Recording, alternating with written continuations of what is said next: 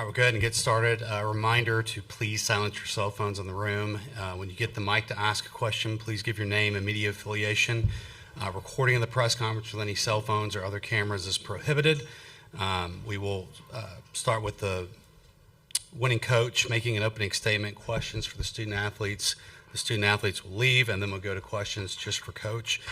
We're joined by Texas Tech players Jackie Liz, Maya Davis, Nigeria Kennedy, and head coach Jerry Glasgow. So, Coach Glasgow, if you have an opening statement, feel free. First of all, I want to congratulate Mississippi State. I think Coach Ricketts has done an amazing job to get her team here and to fight through. Everybody knows what Oklahoma is, and to come out of a series on the road against Oklahoma, to be commended.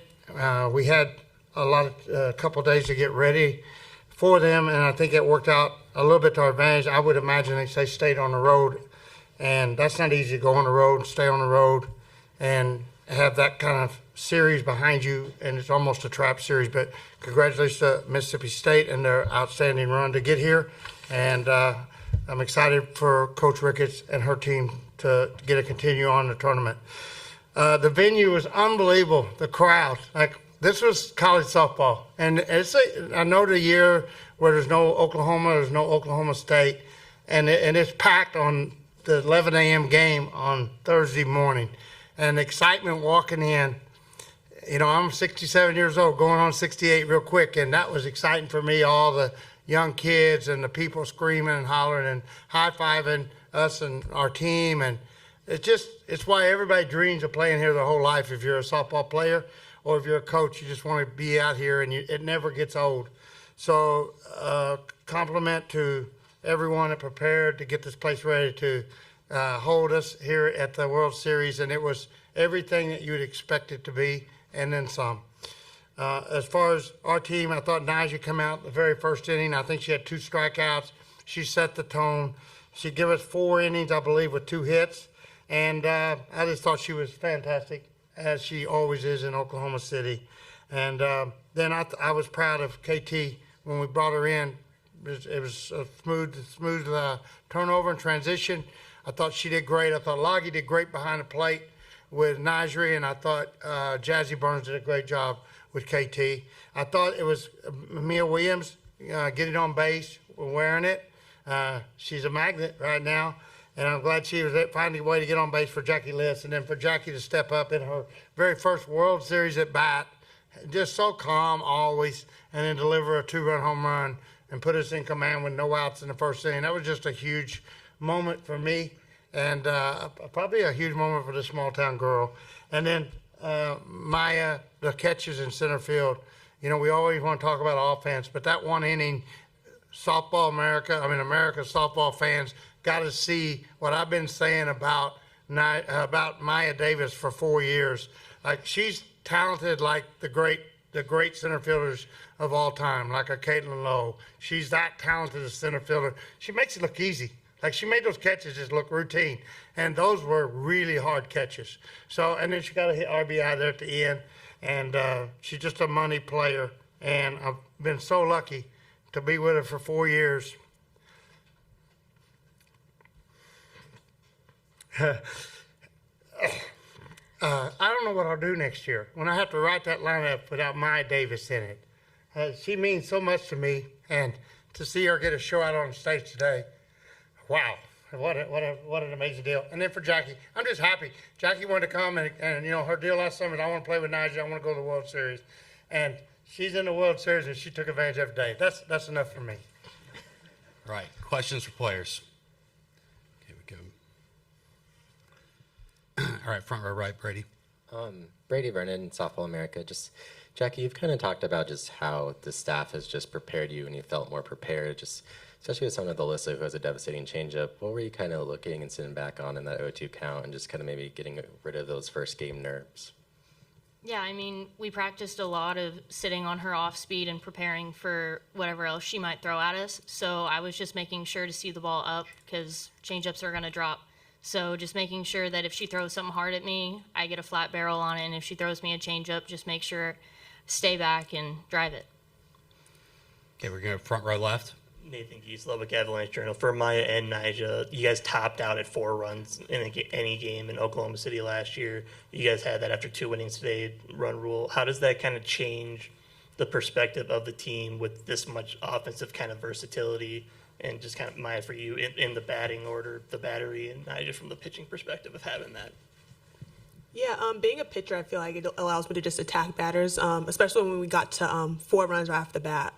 The first thing Coach Terra said was just attack batters. Like one home run isn't going to hurt us right now. So it just gives me confidence because I know I can go right at hitters. And then, again, I feel like it sets the tone, too, for this whole the whole World Series, like having a run rule the first game.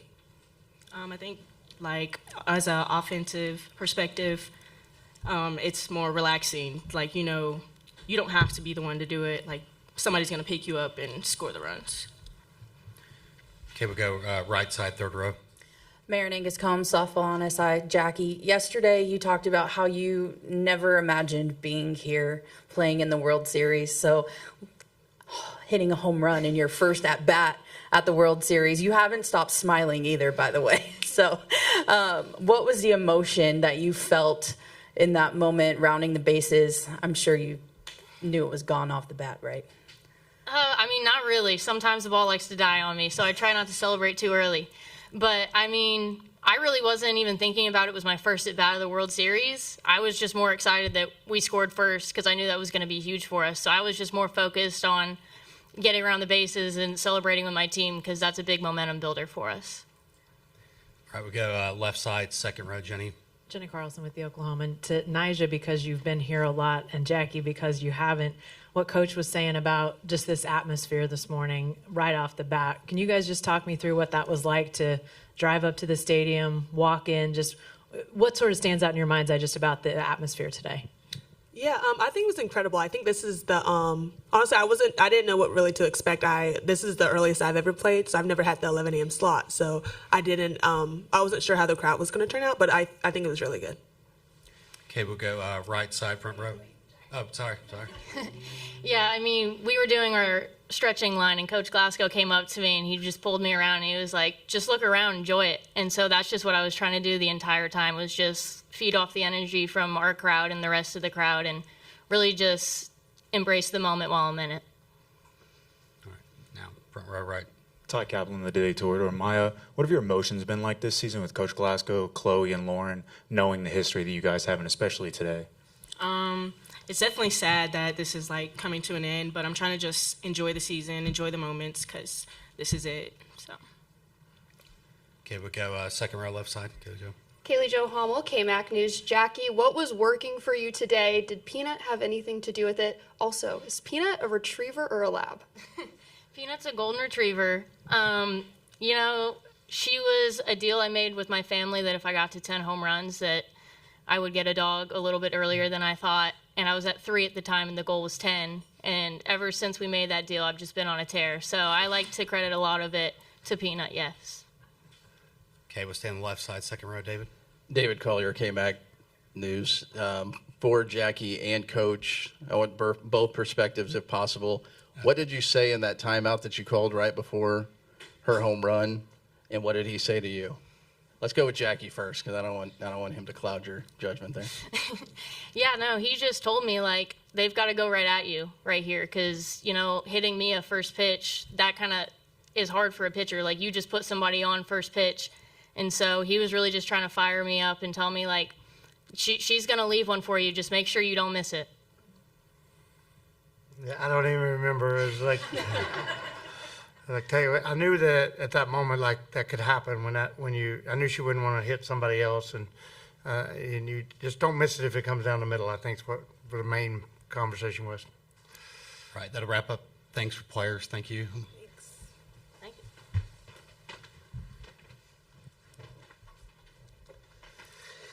Questions for Coach Glasgow? Okay, we go front row, right, Brady. Brady Vernon, Softball America. Jerry, I know you probably debated between starting KT and Nija, but why is it so important to Nija to just kind of set that energetic tone that she has and all the moments that she's already had at this event, and especially where you guys want to go? Yeah, I just thought, you know, Nija's you want to put her out there. I wanted to let her hit. It goes back to when I recruited her. I told her I'd let her play. And this is the World Series, and I worry all the time about her getting hurt, but it's time to let her play. And then I was hoping that, I think she got really comfortable in the end of the Florida game. And then when I looked at the scoreboard, and it's time to, it's a good opportunity to get KT in. And it's so lucky to have those two pitchers. And I want them both to know, like, they work together really well. There's no jealousy. They're both such confident athletes. The personalities are totally different, but they're both such confident athletes that they really respect each other and they appreciate each other. And I know Nija's been here alone, and she knows how important KT's going to be this year. So I just thought it was a good moment to let them both work and get them both share the circle out there today. Okay, we'll stay on the front row on the right side. Ty Kaplan, the Daily Toreador. Coach, what was the adjustment after the first two strikeouts? I know Faircloth was throwing relatively around the low 60s. Yeah, you have to look up in the zone. We were swinging at low pitches. If you swing at low pitches, you're vulnerable to the changeup. So we're going to set belt up, and that, if you set belt up, then you shouldn't swing at that drop ball, changeup at the knees, and that was what was getting us out. Okay, we're gonna go to the left side, second row, Jenny. Jenny Carlson with the Oklahoman. I hate to keep asking crowd questions, but there was a lot of Red Raider red in the stands today, and people from your fan group really showed out when you guys made the championship series last year, but I didn't sense it as much early. Do you sense a growth in what you're seeing out there? If you come to Lubbock, you'll know, like, the softball community it's just rabid right now. There's so many, like, when I first got there, you couldn't buy a softball shirt. You could go to all the clothing stores. You couldn't find anything with a softball logo or a yellow softball. You couldn't find anything said Texas Tech softball. Now it's everywhere. And the minute we got in the World Series, people are sending me pictures of the, sweatshirts and blankets with, World Series. The town of Lubbock has embraced our program, and it's crazy the support we're getting. And I was laughing yesterday, like, we're the villains in America. I'm telling you, we're the Cinderella of Lubbock, Texas, and they love us in Lubbock, Texas. Yeah, we're right there with Buddy Holly right now. All right, we're gonna go to the right side, front row. Pete Christie, KCBD in Lubbock. Coach, can you just talk about how important this win is, not to have to play in an elimination game tomorrow, and now you play Saturday, and maybe more Red Raider fans can get out here? Yeah, we just, you want to stay in that winner's bracket. As long as you can win, you get a day of rest. It just makes the pace of the tournament where the kids can really enjoy it. And, we want to just keep trying to play every other day. It gives you a lot of time to prepare. We'll have a hit around tonight. We'll have a hit around early in the morning. We'll have a hit around tomorrow night. So, and then we'll have pregame hitting off-site. So we'll have 4 practices before our next game. And that's, as a hitting coach, that's unbelievable to get that opportunity, and we'll take advantage of all that. So it's really important that we keep winning, and it eliminates playing as many innings when you're in the winner's bracket, obviously. Okay, we go to the left side, front row. Nathan Geese, Lubbock Avalanche Journal. Jerry, I know you've had like 70 different batting orders this year, but Maya was usually the number 1 spot most of the time, but now you've dropped her down. How have you seen her? What was your methodology to doing that, and then how has she responded to putting in that spot now? Maya will do good no matter where I put her. I played with her whole career where, like, she'd be leadoff 55 out of 58 games, because I just always say, like, she's tired of being leadoff. I'm going to put her in the, if I was mad at her when she was a freshman, I'd put her in the 9 hole. And she wouldn't last but 1 game there, and she'd be back in leadoff. And then as she got older, I just played with it. And then this year there was times when I thought she was just stressing about being, it's so important to be the leadoff and to get on base. And I just felt like with this group of talented athletes, she didn't have to be under that strain every day. So let her enjoy. Like, I've had her in the 4 hole. I've had her in the last at Florida. I had her in the 2 hole Sunday. And then today I just thought, you know what? I'm going to go back into 5. Or 6 hole, I'm sorry. I thought she may very well lead off the second inning if we do that right.